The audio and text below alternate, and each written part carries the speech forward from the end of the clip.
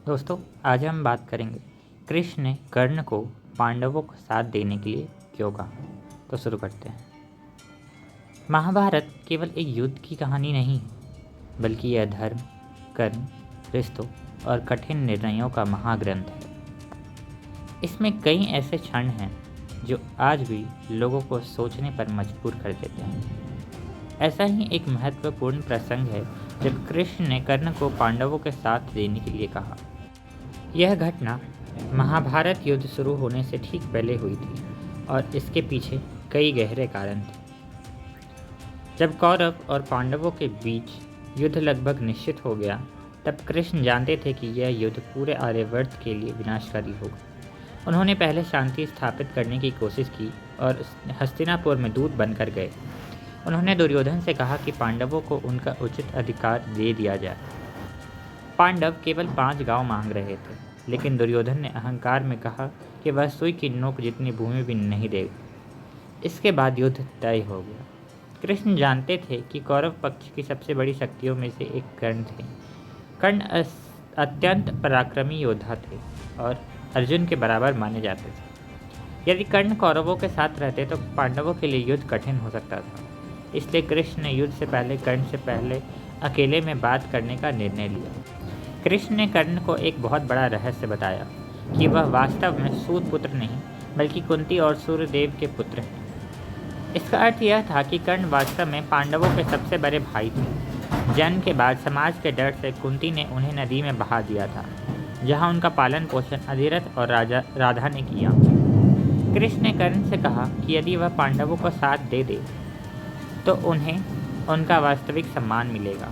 वे सबसे बड़े पांडव होने के कारण राजा बन सकते थे। युधिष्ठिर उनके अधीन होंगे, भीम उनका सम्मान करेंगे और अर्जुन उनके छोटे भाई के रूप में उनका साथ खड़े रहेंगे। यहाँ तक कि द्रौपदी भी उन्हें स्वीकार कर सकती थी। यह प्रस्ताव किसी भी व्यक्ति के लिए अत्यंत आकर्षक हो सकता था, क्योंकि कर्ण को यह सम्मान मिल सकता था जिसकी उन्हें जीवन भर तलाश रही। लेकिन कर्ण ने कृष्ण के प्रस्ताव को अस्वीकार कर दिया। इसके पीछे उनका सबसे बड़ा कारण था मित्रता और कर्तव्य।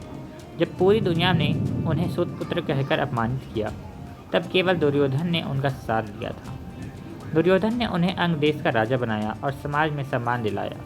कर्ण मानते थे कि ऐसे समय में दुर्योधन का साथ छोड़ना अधर्म होगा। कर्ण ने कृष्ण से कहा कि वे जानते हैं कि पांडव धर्म के मार्ग पर हैं और अंततः विजय उन्हीं की होगी। फिर भी वे दुर्योधन के प्रति अपने ऋण और मित्रता को नहीं भूल सकते।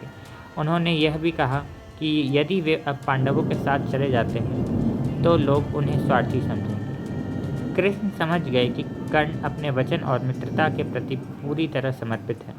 उन्होंने कर्ण के निर्णय का सम्मान किया, लेकिन यह भी जान लिया कि यह निर्णय अंततः उनके विनाश का कारण बनेगा। यह घटना हमें सिखाती है कि जीवन में कभी कभी व्यक्ति सही और गलत के बीच नहीं, बल्कि 2 कठिन कर्तव्यों के बीच फंस जाता है। कर्ण के सामने जन्मसिद्ध अधिकार और मित्रता दोनों थे और उन्होंने मित्रता को चुना। महाभारत का यह प्रसंग आज भी इसलिए याद किया जाता है क्योंकि यह केवल युद्ध की रणनीति नहीं, बल्कि भावनाओं, रिश्तों, वचन और धर्म की जटिलता को दर्शाता है। कर्ण का निर्णय उन्हें महान भी बनाता है और दुखद पात्र भी। अंत में यह प्रसंग हमें बताता है कि कर्ण केवल एक महान योद्धा ही नहीं थे, बल्कि अपने वचन, मित्रता और स्वाभिमान के प्रति अडिग व्यक्ति भी थे। उसी और कृष्ण ने धर्म की रक्षा और युद्ध को कम विनाशकारी बनाने के लिए प्रयास किया था। कर्ण ने सत्य जानने के बाद भी अपने मित्र दुर्योधन का साथ नहीं छोड़ा और यही निर्णय उनके जीवन की सबसे बड़ी ताकत भी बना और सबसे बड़ा दुख भी। यही कारण है कि महाभारत में कर्ण का चरित्र आज भी सबसे भावनात्मक, जटिल और प्रेरणादायक पात्रों में गिना जाता है।